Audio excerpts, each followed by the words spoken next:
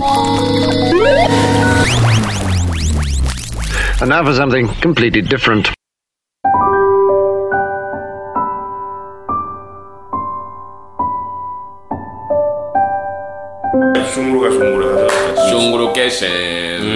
We're currently recording. Okay. Welcome to the most confusing podcast this side of the globe. Fourth episode of the Kachasu Philosophers. And the further we go into this podcast, the soberer we become, because today we're on salt streets. Very soon we'll be meditating in the Himalayan mountains, drinking nothing but spring water. How are you doing for the day in the mountains? How you doing, bro? I'm good. It's a good Sunday. It was a good Saturday. Interesting interactions I've had from Saturday to today. Okay. In the morning. I mean, if you view the eyes through the eyes of a Kachasu philosopher, everything is a thing of interest. You know what I mean? Yeah. Everything is a thing of interest. Yeah. Even the bar lady in the city, it's a thing of interest. Yes. It's obviously an issue of paying attention to what happens around you and what your influence is around what happens around you. You know, I always like to think that you have got a little bit more control over your environment. If you just observe it, you eventually become a master of it. You know, that you have to have some form of direction and also influence in direction with the people that you interact with. You must have a contribution, you know, that is fit for purpose for you, you know. I mean, this I assume is what, through their lens, your parents were attempting to do when they were trying to pick who you hang out with. Because you know, in the future you're going to need to be a functional unit of society. So let me try to group you with other prospering prospects of society. But you see, as you grow up, you also then learn that it's not just about discarding. But it's about being powerful enough to make conversions. You know, if something is not fit for purpose for you, it's not for you to discard it, but to try then and stimulate it for purpose. So you have some level towards purpose. You have some level of control, and it comes with, you know, as you grow. You know, you then realize that you have so much responsibilities around you. It's not just the things that you purport to have responsibilities over, but even your interactions with people. Yes, with people. That if you don't necessarily like your company, you can make it into something that is likable for you. It's not for you to give up and leave, because then you're going to have a trend of giving up and leaving. You know? And not living. And not living is because you are looking for that which is fit for purpose for you. Yeah. But you're not going to find it because the world does not revolve around you.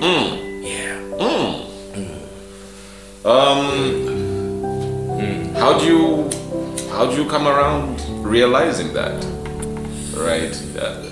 We live a very, I'm speaking for myself, right? Especially I've been in the entertainment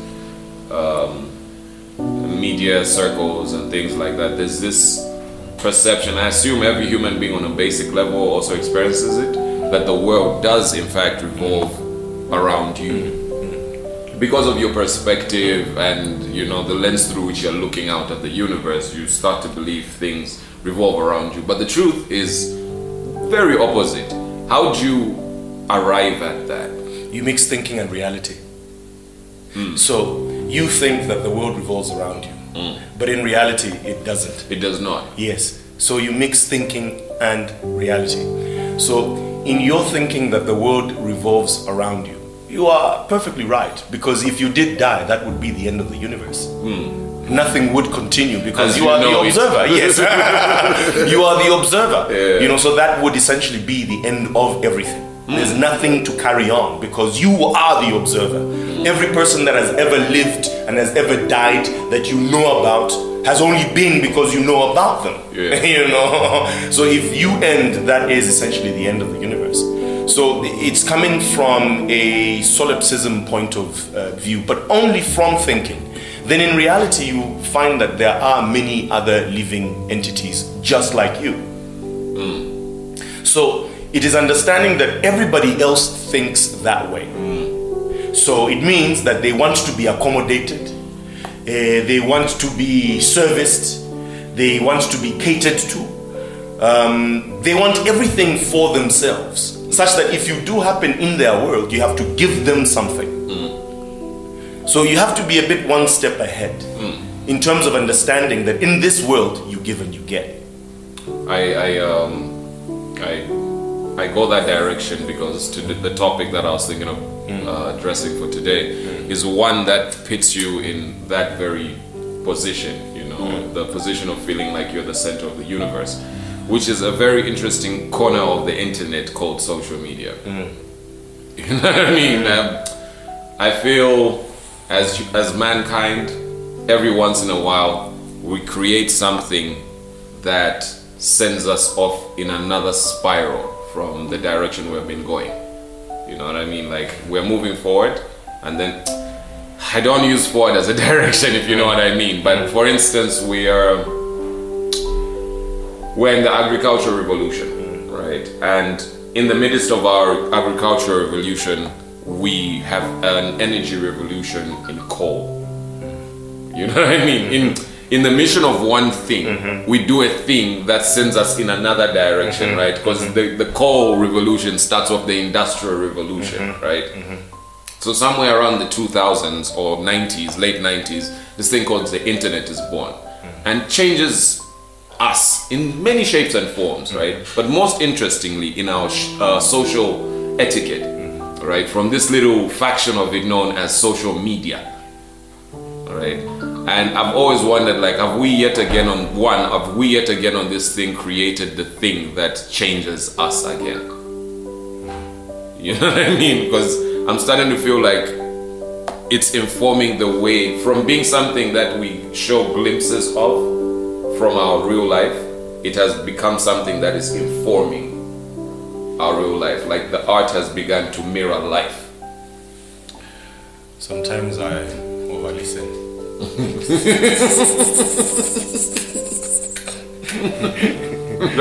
That's a terrible thing. That you will never be boyfriend of the year. Not you. With all this listening. No. You have to talk sometimes.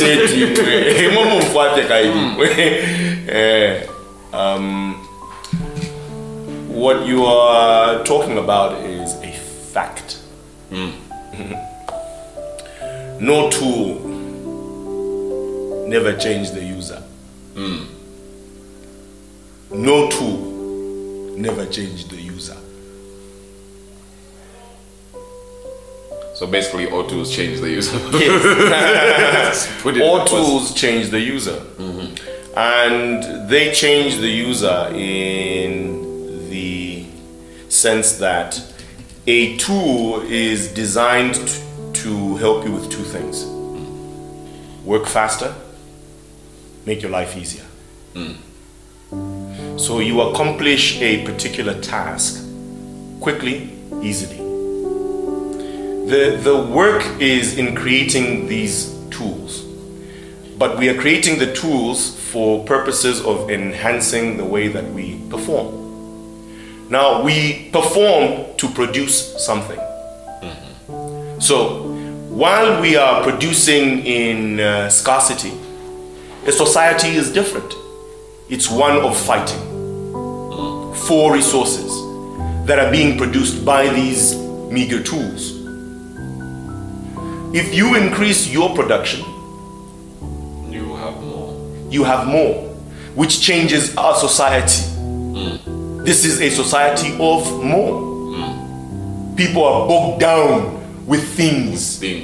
New revolutions start. People want to be minimalists. We want less now.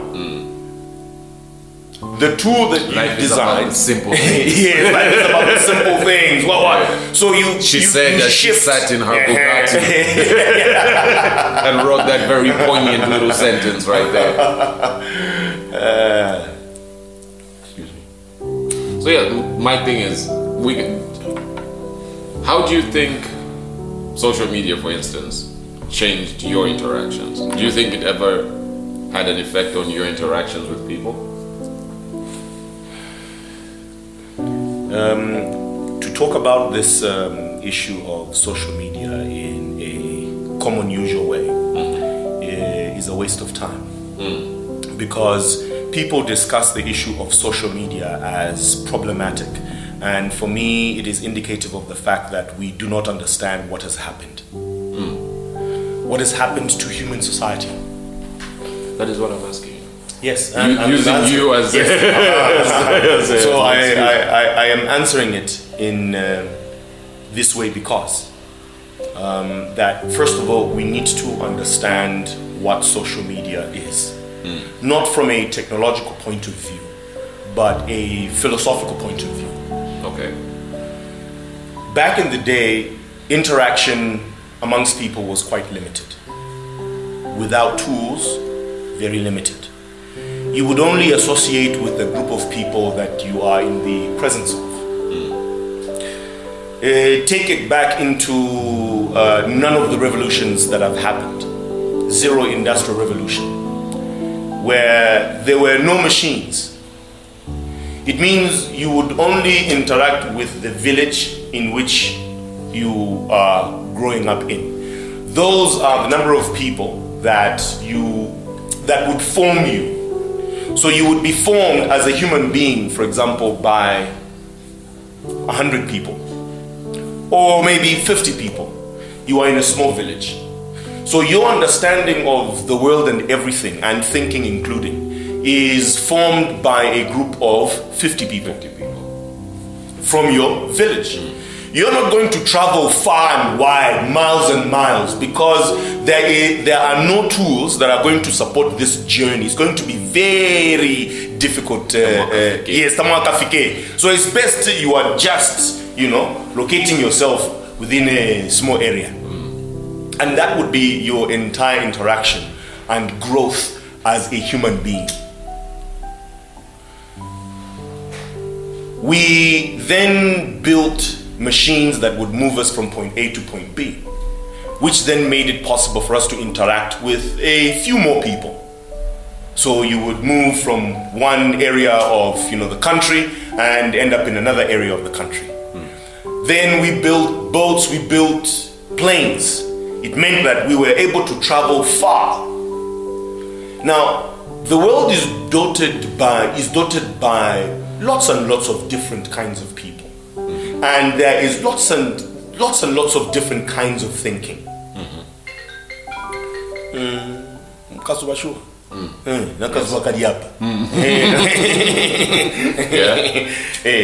So we then were able to interact with a few more people, all right? But it would only be by physics, okay? You would have to take a journey to increase the number of people that you interact with. And people form people. And we did what we did to develop the world, change things, go to war, go to peace, what, with this kind of interaction, limited interaction. But then when we built the internet, things slightly changed. Slightly? Yes, slightly changed. That's an understatement. No. Slightly changed. In the sense that what came and made the big change that we're talking about today is the construction of a platform where people would become the contributors of content. Okay. So before, what we had was more of like a newspaper written by one company. A specific number of people. They write stories for you. This is what is happening. I mean, wouldn't you say there was still things known, like such as what do you call those columns that you had, which would have the contributors? Yes. You know what I mean? So that was the expansion of it. Of that because the idea itself still is quite limited. To say, imagine if you had to include everyone. Imagine if everyone had a say about what everybody else reads. So social media became an advanced version of the newspaper, where every individual has the freedom to say something for you to see and read, to shape your reality. Everybody was interacting with everybody. The idea in itself was quite big and great, because before then the internet was actually very boring. Yeah. It was very static. But when social media came, it brought people onto the internet. When social media came on the internet, that's when other businesses also that never saw the internet of great value saw the need to be on the internet. Yeah. So, oh shit, this is where we need to be. It's because it is simply a platform that brings the entire world population. What do you think that the effect of that is on the world? Confusion. Right. Confusion. On our, as we discuss it, society, right? Because the idea, if I am to follow you, right, if this was the newspaper of the time, then it was the town hall of the time, right? Yes. And yes. from the town hall is where the ideas that shaped society came Exactly. from, right? And so it had an effect on society the way the town hall was run. Exactly. Right. Famous Plato and them would go and debate their ideas in the town hall, and from there people would actually go up and think, actually maybe the world is a round object and blah, blah. And it had an effect on mankind, because these ideas then traveled of their own and informed society of what's going on, and we've got a general conscious and understanding of things, right? What do you think that's like now? Because everybody is... It's immediate. Yes, so what, as all of us on this little planet, you know what I mean? What do you see if you zoomed out? You know, what do you think is happening? Beginning to do one thing. Beginning to do one thing. Philosophers. You see, intelligence requires interconnection of many, many nodes.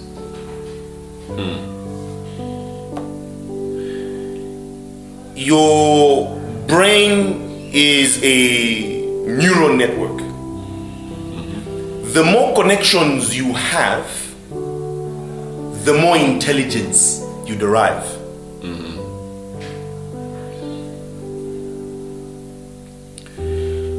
Social media is one such a tool that, in as much as it may sound strange, but interconnecting the entire world to form one intelligence. Because you see, it's all about the sharing of information. I pass on some data to you. Today you learn something, you pass on some data to somebody else. But in the past, it has been the problem of this travel of information. That if I was to pass on some data to you, I would have to meet you physically. And so we would progress slowly, because there's a movement. Data has to physically move namakasa to you. But now imagine where, yes, imagine where minds are connected. And minds are connected if they're able to share information seamlessly. It doesn't matter what it is. It could be violence, it could be peace, it could be love, it could be hatred, but you are sharing that information instantly. You become one intelligence.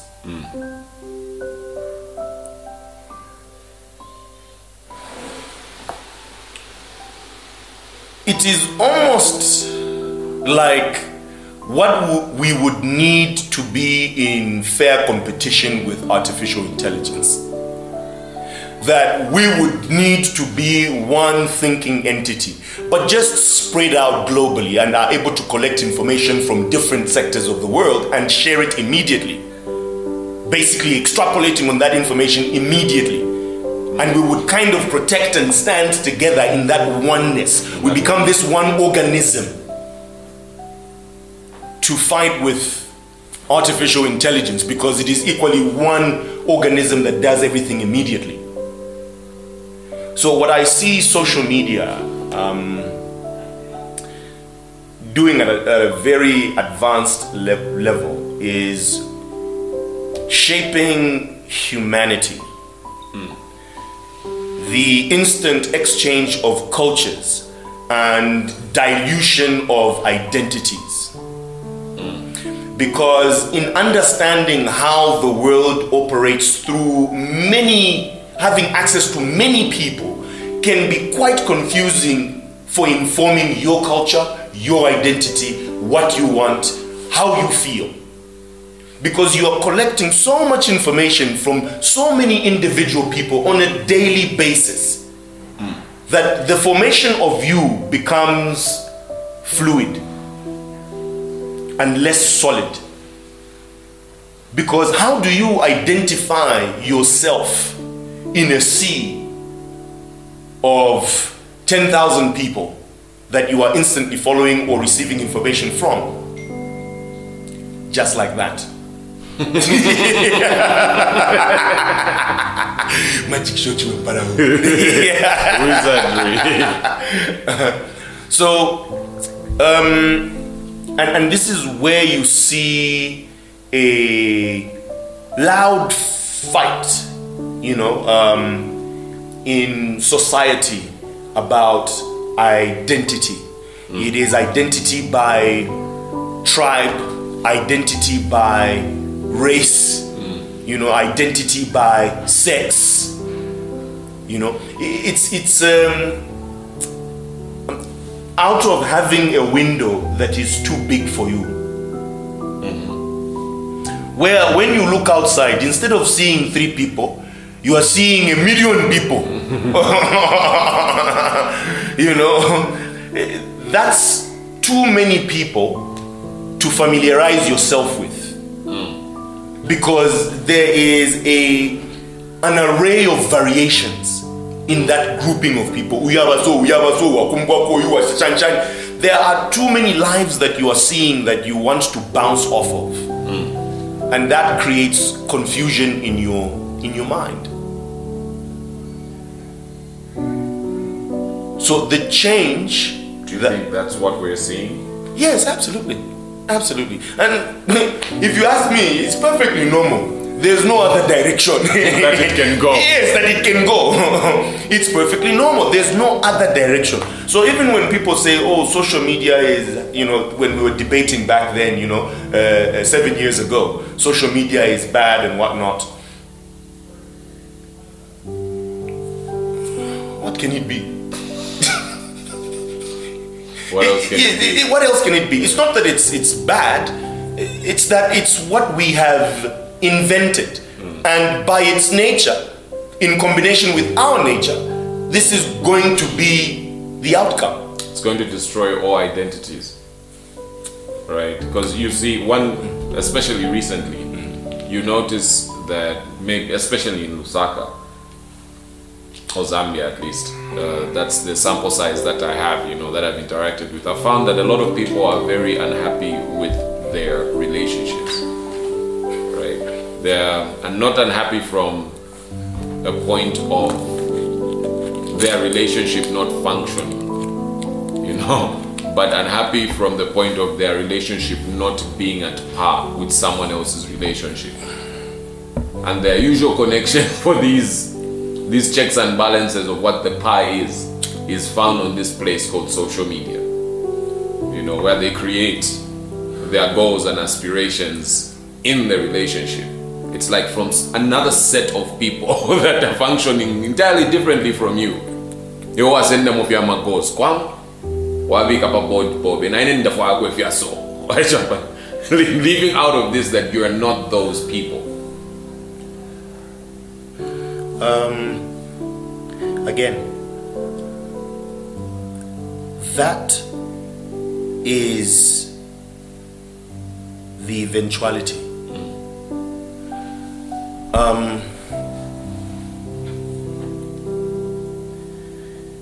We talk about movies, and in, I think, the first episode we were talking about how, you know, the Western movie industry shapes our thinking.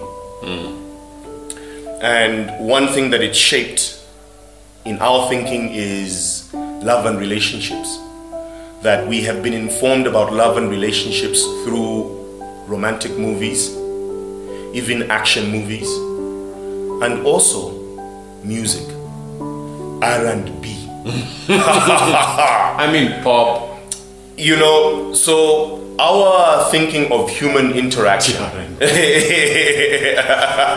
Shirtless niggas blues. Shirtless niggas outside your window in the rain. You know, this is how come what's his name? Not R. Kelly. This is how come Asha is terrorizing people's relationships. R&B. So let me tell you, what we have not really noticed, and it's all going back to your point. What we have not really noticed is the evolution of the entertainment industry. Is that the entertainment industry was democratized through social media. Because it is social media that gave us Justin Bieber, for example. That he was this kid just playing and making content on the internet, and somebody picked them up as someone of great talent. But what that indicated was that anyone and everyone can be a superstar. You have some talent. You can have your talent show on social media. What's your talent show? Do something. Do something, you know. Impress us. You have the ability to entertain the world as an individual. That is democratization of entertainment. So what has essentially happened is people also forget that there are actors on social media. You know, there are couples, because when you are an actor on social media, you get a following, and from that following you earn money. So it becomes a business. But it is a business that you started just on your own. Not where you are picked up like Justin Bieber and then you are going shamu business. Wake up a business. That platform that you have becomes a business. You have followers, and so companies can come to you and say, you have 2 million people. No, we can do business. What are you with doing? Foot porn.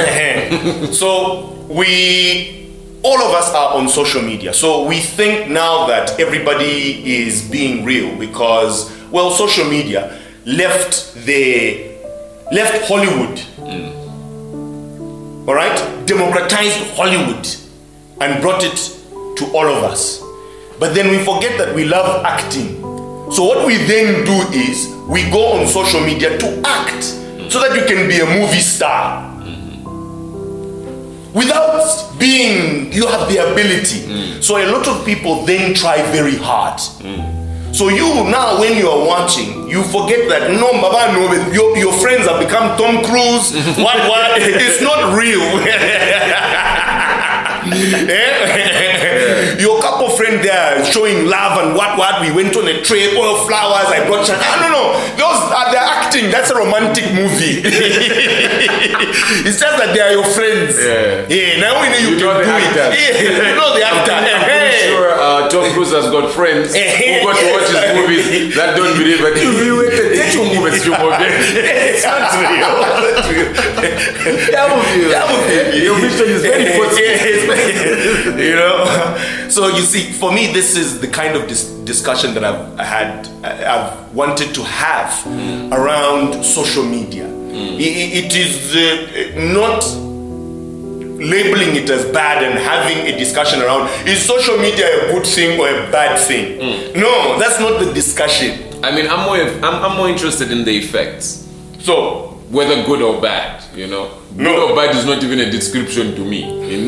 Just the effects. What is happening because of it? So we have to understand what it is, and this is what we're talking about. Yeah. What is it at a very basic form? You need to understand it. For you to understand it, you need to associate it back to the real world. Yeah. Because computing is a representation of the real world. Yeah. You just do it like a magic show. You know, you just do it like a magic show. Like a magic So you cannot see anyone's life on social media. You cannot understand any human being by looking at social media. If you did want to understand anything about a human being, looking at them through social media is to first of all understand what social media is. Now that you get it, what then are you reading from humanity?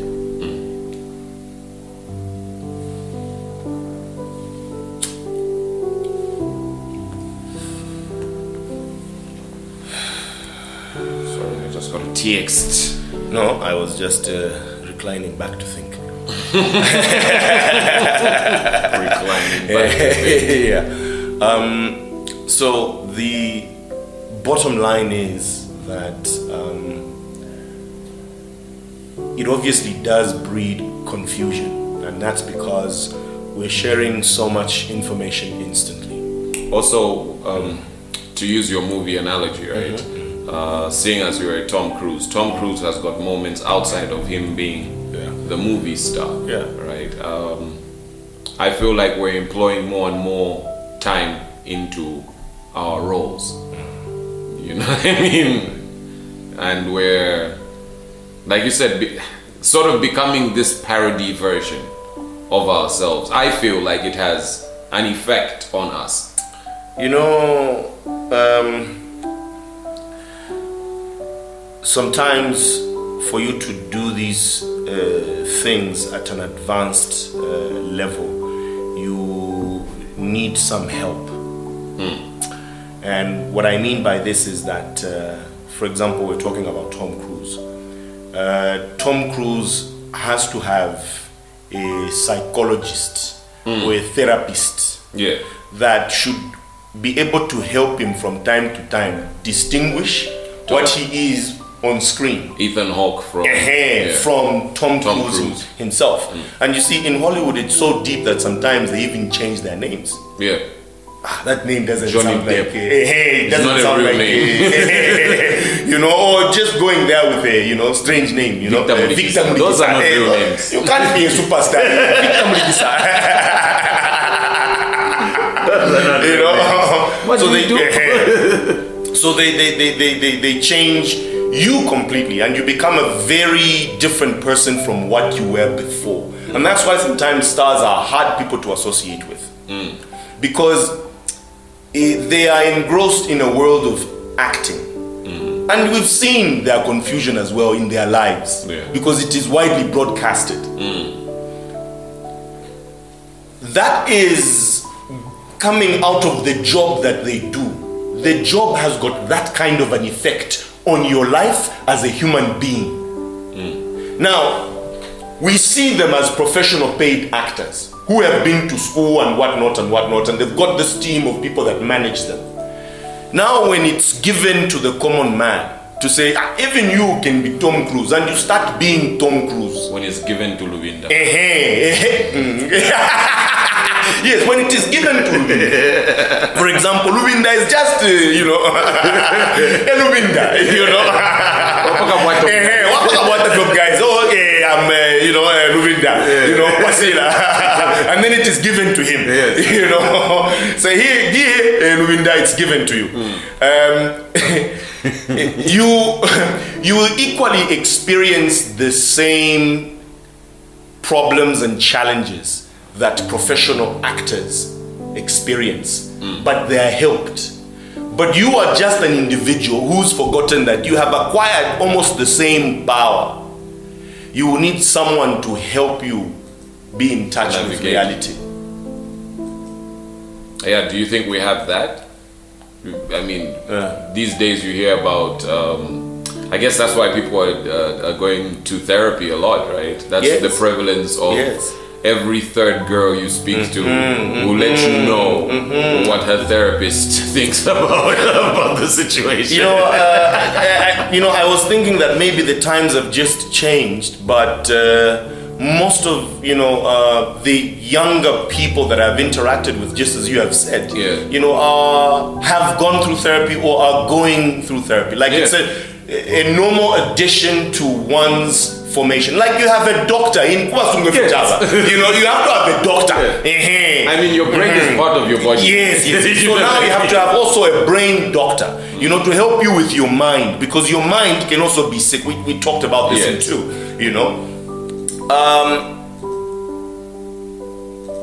It is interesting that, even Zambians have woken up to treating the mind as a very different component to their physical being, that it needs to be doctored, as well. But you see, the problem and challenge that I sometimes find with therapy is that even as you are going through therapy, you must be very aware and be able to make a clear distinction between physical reality and mental reality. There is no mental reality without physical reality. If you took your mind and you placed it into nothing, your mind would not conceive and would not be. Because the mind is not internal, it is external. The mind is only what is its surrounding. So your surrounding is much more absolute than your mind. So meaning, before you can begin to dissect your mind, do not dissect it internally with its abstract constructions. Dissect it with its external stimuli. You have to go into the physical world and begin to dissect the physical world. If it is a relationship that needs to be fixed, it is that relationship that needs to be fixed in the real world.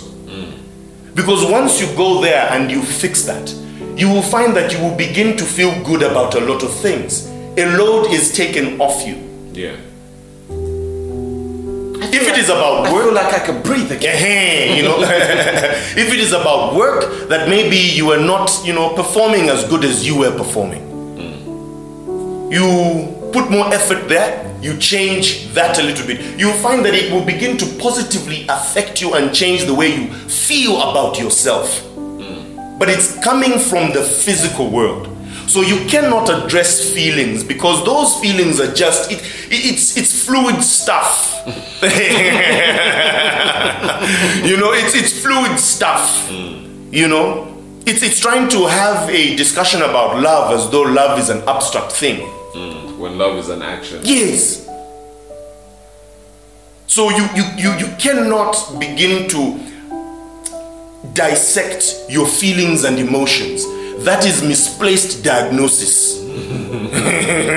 Because the feelings are a lot. The feelings are a lot. But they come from... I feel like I'm alone in this world of 3 billion people. How do we deal with that? How do we deal with that? When it's somebody's job to listen to that and try to, get you to see how, Alignment. That if you do understand the issue of alignment is that from source goes to destination. And these 2 points are different. But the destination is determined by the source. So if there's something wrong with the destination, then you have to go back to the source and then travel again. But going back to the source is going back into physical reality, into the real world. I see what you are. Yes. No, continue. So the destination is what people end up carrying over as feelings and emotions. It's not the source. Yes, it's not the source. And that's why even in therapy, they do talk about addressing, for example, your childhood. What's making you feel this way? What's making you feel this way? It's trying to find that one event or multiple events that led to this. But the challenge is always, how do you then fix that experience? Because it exists in the past. You know, the key and the lock has already been made here. We can't change the past. This happened, therefore these are the results. Yeah. No, I totally get, man. Like I say, this started from us talking about how it's affecting us, and I was like, maybe this is why a lot of people in Lusaka, even the people we interact with, will tell you, every third person will tell you something about a therapist. Because we're at a point where we have been overexposed To people. to ourselves. You know what I mean? We have been overexposed. I feel more like to ourselves than to other people. Because when you see other people and you see them do things that you do, but you are not aware of. You know what I mean? You see somebody's craving for attention, for instance, on the internet. They're clearly looking for something, and you're like, I need the fire. You know what I mean? I also want to be on a beach somewhere and take that picture that person took. Yeah, I'm gonna better caption. Not the caption, but in media by what? So you're God's favorite son? I want to go and write blue niggas forever.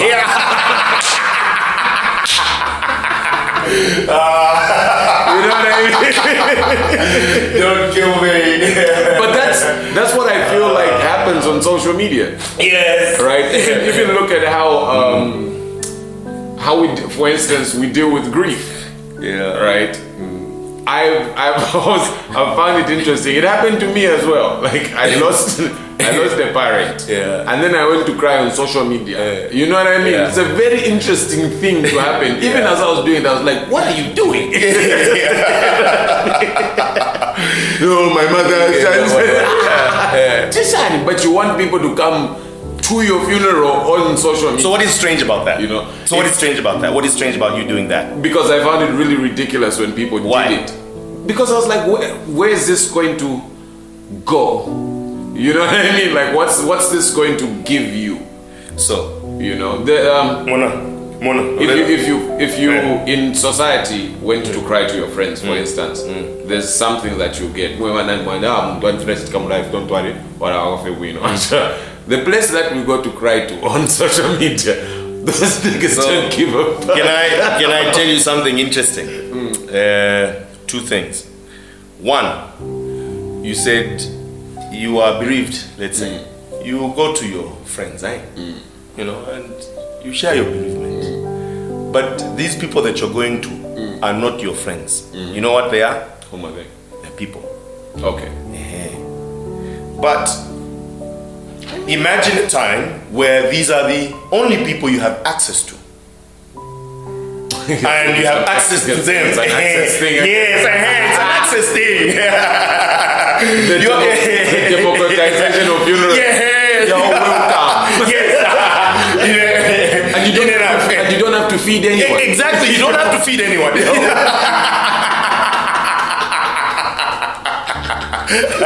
get it? There's no big pot. There's no big pot. You're not going to spend money, you know, unless maybe Wachaka paid that ad. That was crazy. That's the next level. Funerals on paid advertising. No, I've just lost my mom. But sponsored by. That's the next level. That's some Black Mirror shit, right? I mean, there are funeral homes that are on the internet. Or not there are funeral homes, even funeral homes are on the internet. This would be a, great business proposition that would be driven by, funeral homes. Because how do they advertise themselves on the internet? But anyway, chat with Wi-Fi. Yes. They tried to do something like that, right? I saw an article where they said they could put a little camera in there and people could watch you live stream. What I assume, I didn't want to say it then, but what I assume is your decomposition. I mean, even funerals are, live streams. Live streams, yeah. It was interesting during my mom's funeral. Somebody was like, yeah, we should organize some live streaming. I was like, what do you mean? What are you talking about? No, live streaming. Yeah, live streaming. People. This is about people. What do you you see the people that have come here. Could be more. We should use your page. Kylie, you are. You see, so you almost did sponsor. You did almost sponsor. Almost, but I was like, no. That's the thing.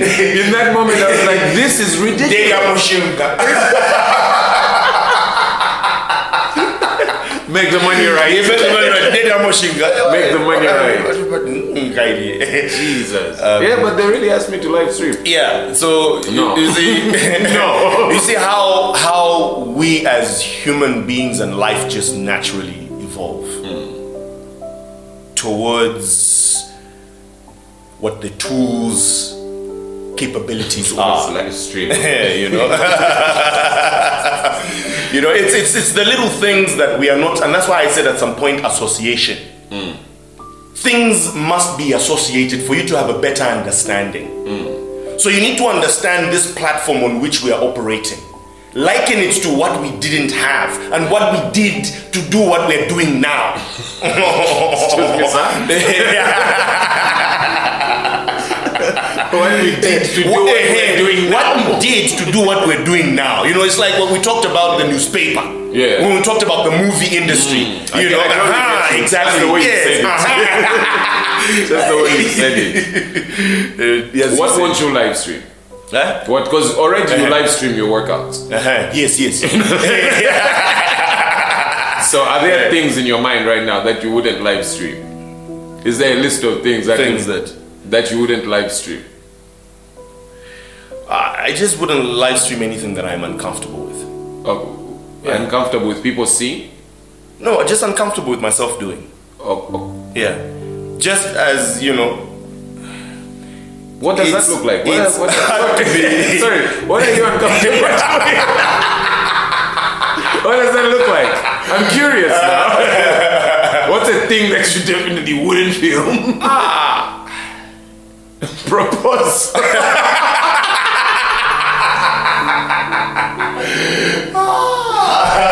Things that you're uncomfortable with. Proposal. This is why I'm asking, what does that look like? You're a very outgoing person who tries. I've yet to find something that you find uncomfortable. The funny thing is that that is the perception of people around me, that I'm gregarious. I'm very outgoing. And I don't feel that. I thought gregarious means your name is Greg. But yes, you don't feel that. Yeah, I don't feel like Gregory. You don't Jesus. I like how the episode has become foolish at the end. Yeah, but what kind of a name is Gregory though? We're not jumping into this. We're not jumping into this because there's a scholastic out there. There's a scholastic out there listening right now. That's like, they better not start if you're a machine. What is that thing we do though? The name is just a name. When does a name become funny? Gregory. When does a name? Because you also see this on the internet somehow, right? We pick pseudonyms. You know what I mean? We pick identifiers. So when does a name become funny? If you're unfortunate, you jink up on bed and you just start laughing. Why is this name funny? Where is the joke in there? You know what I mean? That's what they call the guy. Association, I guess. Association. It's association. You associate it to in the real world, and then you look at the person and you find that there's a similarity, of Ichibudiza, and the person, So what do you associate Gregory with? I don't know. I just thought about it. I was like, why is there Gory at the end? Like, Greg is not enough. Like, I associate it with boxers. Huh? Boxers. I feel like some guys want Makov. This is why I don't think you should be laughing at it. Yeah, I know. I think a Gregory will box someone.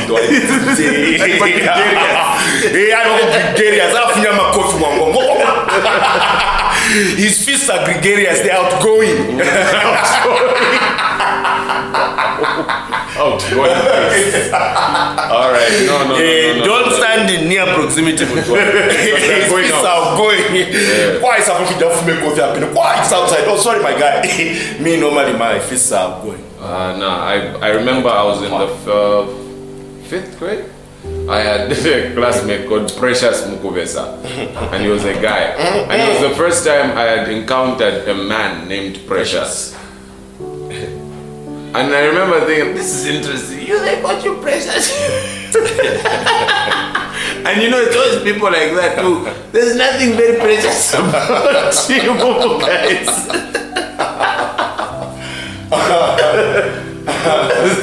Okay, we were not talking about names. No, we made a joke about Gregory because we were talking about being gregarious. Yes. I was saying I really don't think I'm gregarious. Yeah. I always feel like I have a quota I run on, for company. Yeah. To overconsume people is not good for you. Cannot always be in the company of people. It's interesting that you're for it on social media, but for you it's like, no. So you guys do that. I'll be fine. Because you cannot force people because of what we use for affirmation. Someone may not have that as a methodology for affirming themselves.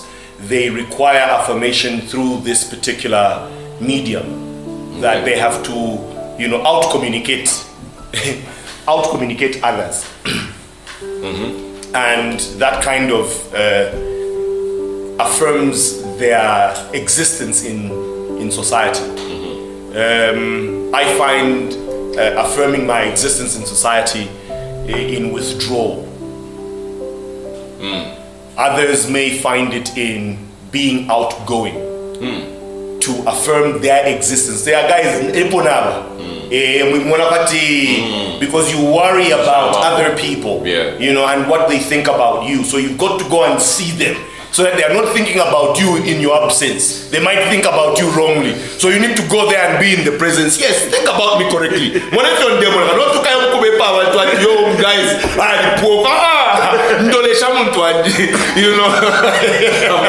come around.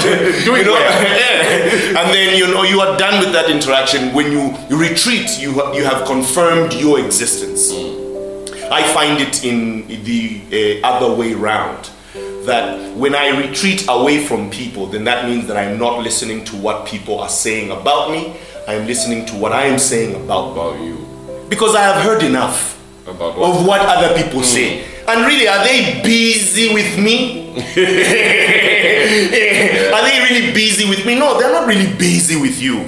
Yeah. So they might be feeding you wrong information because they're not really busy with you. They care about themselves as well. So they must also be busy with themselves. So I cannot rely on this other person because how are they even going to give me the attention when they also need attention from themselves? So obviously they are going to give me a bit of their attention. It's not complete attention the way I give myself. So for me to get a correct position is for me to be able to do self-evaluation out of my interactions with people and think about the way I am and what I really want. Not what I want because other people. No, what I really want. What do I want? Finishing fire pachalo. Because sometimes if into fire pachalo is informed by other people. I mean, it's informed by social media. Exactly, as well, right? exactly. To bring it all the way right back to the point. So for me, it's form of social media filters. Now filters in physical reality. Hey, you know, filters in physical reality. That the amount of information that should flow to you from other people should be filtered. It shouldn't. There should be no way that you don't have a firewall. There must be something that should be able to filter what is coming in. And you can only do that if you begin to practice a bit more of intelligence. That's what they should put in the terms and conditions for all these social media sites. That speech you have just given. Do you understand what I've just written? Yes. So please, you know what I mean? Yes, instead of that whole smart. thing, that's what should be in the terms and conditions of all these online platforms. This is a place that has got various cultures, traditions, and ideologies. Take this with a pinch of salt. Be very careful how you are receiving information and giving information, because there are other people here as well. Yes. You know what I mean? That's what's missing from the terms and conditions agreement. You know what I like about a company and an organization is what we people don't have. It is amazing how we do not protect ourselves. This collection of people and assets sit together to operate and survive in the world. It protects itself such that it is also connected to the internet, but it has to make sure that there is something that is protecting the information that is going out and the information that is coming into the company. Not just any information can come into the company.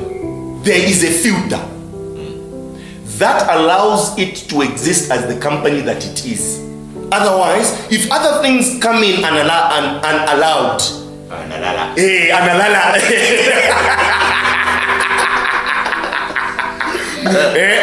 it can destroy the company. The company goes down. Wow! Oh, they were hacked. You're talking to you know, or data corrupt. The company ceases to exist. And this can be done by other companies. So it means that for it to play on this playground with other companies, it needs to protect itself.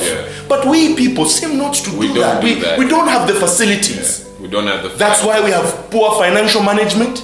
Because a company has financial management. It's got a team of people that manage its financial affairs. So that the money is going to places that it has declared. Coming from places it knows it has done business with. And it is well organized. And the expenditure is just not anyhow. No. Get a document here, fill in what, you know. So that we can trace this. Exactly. But we as individuals operate none like this. And I think we open ourselves up to too much distraction in the world. In fact, distraction and distraction. And that is Destructive distraction. Yes. And that is what destroys our lives, destroys our communities, destroys our districts, destroys our provinces, destroys our countries. Because we have no way of protecting ourselves. Because we just live life like we already have the equipment and the tools to. There's no level of control in the things that you do. There's no methodology to how you live your life. So if you find some organization in that, I believe you would find true harmony and reason for. If you conduct yourself like a company. Yes. Protect yourself. Protect yourself. Protect yourself from people. You protect yourself from the food you eat. Protect yourself from the things that you read and think about.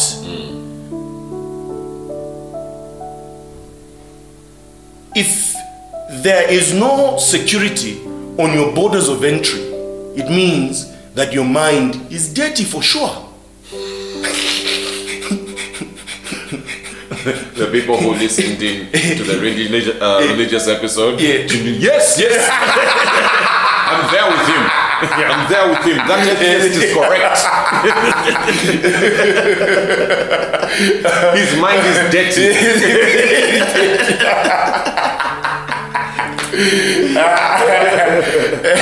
Refer to previous episode for context. And yeah, very soon these episodes are going to be put up on the internet for everybody who's curious. I was just, trying to collect a little catalog of them. Yeah. I also like the way people are relating to what we are saying. Somebody had an issue with the religious episode, and you said it was interesting that you should have listened to the previous episodes to sort of see on what level we're speaking of these things. It's not made to inform your decision. It's just two people having a discussion about something, and protect yourself from us. That's a wonderful disclaimer. In fact, that's the first best disclaimer. Yeah, this is all the disclaimer that you need. We're just two people talking. It's not for everybody. But the interesting thing is logic is logic. Yeah, and that's the lovely thing. I don't like having arguments with people. And I don't even ever like to hear things like, that's just my opinion. So what? That's stating the obvious. Yeah, and so we both know that that is your opinion. Therefore, you understand that it is not. It is of no value. Yeah, I don't think you've been sent here by divine power. Yes, it's just you and your thinking. We have established. Yes, this is established. So we're trying to move away from giving opinions and giving logic. Yes, because on logic we will agree. On opinions, we will differ. Yes. But if we both think to find truth, we will employ the use of logic and we will agree and learn something rather than staying in opposition. Find out why there is an opposition and then arrive at the truth. Kwasila, and you use logic along the way to arrive at the truth. So it is a waste of time for me to hear, that is my opinion. Opinions are like yes. Everybody has one. Everybody. Except Jehovah's Witnesses. That's why they don't have opinions.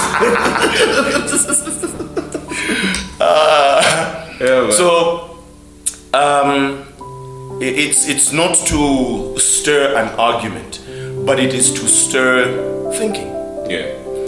Because just the other day I was talking to some colleagues of mine from around, and I was trying to dissect education.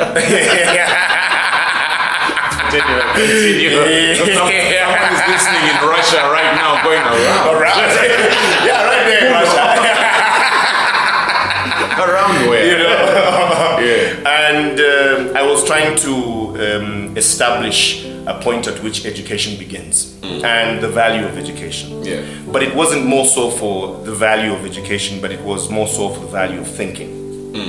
That it is not that you have an education for you to think. You have to have thinking for you to have an education. So thinking leads to education. It is not the other way round. So for example, the problem with our education system, all right?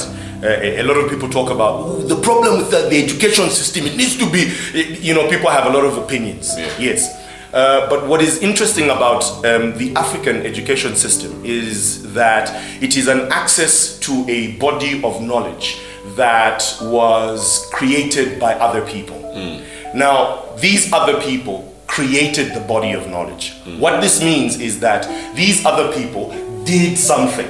They were thinking about certain things and they started doing things that led to methodologies of how to do certain things because they could prove them in reality. So then they form an education system. We, out of an education system, we form thinking. So there needs to be a new frontier. Yes, the new frontier is the methodology to arrive at an education system is by doing. Because when you do, you create a body of knowledge. There's activity that is being generated out of that. So for example, Mark Zuckerberg, at the time there was no social media, I think called social media, right?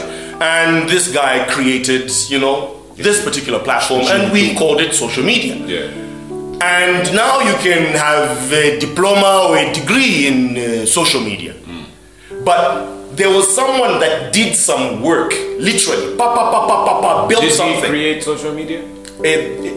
To leave that for another debate. Yeah. Okay. But take it as... I just thought... Yes, yeah. Because anyway, it was the biggest social media platform that came out. Okay. You know, obviously people talk about these small platforms like, you know, High Five, Yahoo, MySpace. Yeah. Those were social media platforms, but they successfully commercialized social media.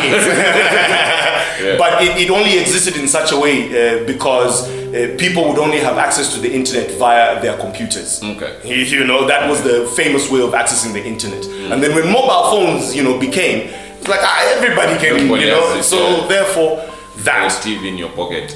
So what was I saying before? Mark Zuckerberg.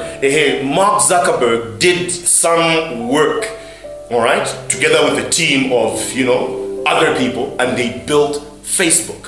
Yeah. Out of Facebook came social media, because you have now all these other platforms on which you can go on. Yeah. But this means that there is a body of knowledge now around social media. Yeah. But the way it has come about through work.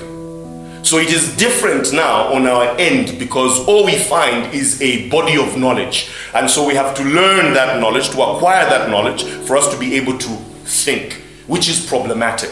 Yeah. So we must be able to do our very own things. Like for example, when we brought into the African scene mobile money, fintech. Yeah.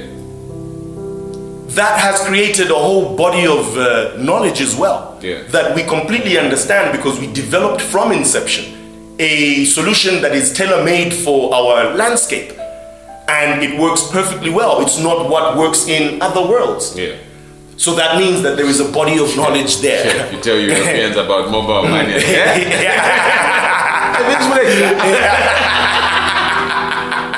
It's mobile money, my friend. We're exchanging money just here on the phone. Papa, just a message. I have money. Yeah. You know, I saw a doc where it's revolutionizing war-torn areas, right? Because of a lack of security, right? You don't have to carry cash.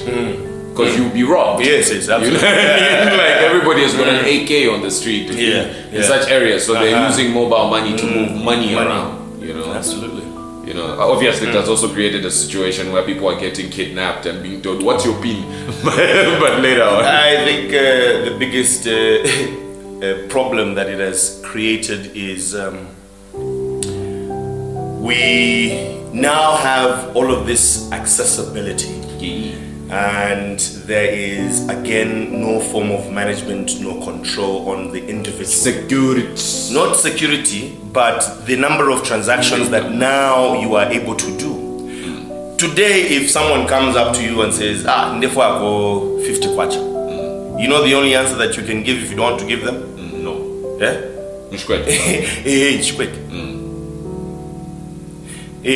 Back in the day, when someone asks you for money, you probably have to travel to them and hand them cash.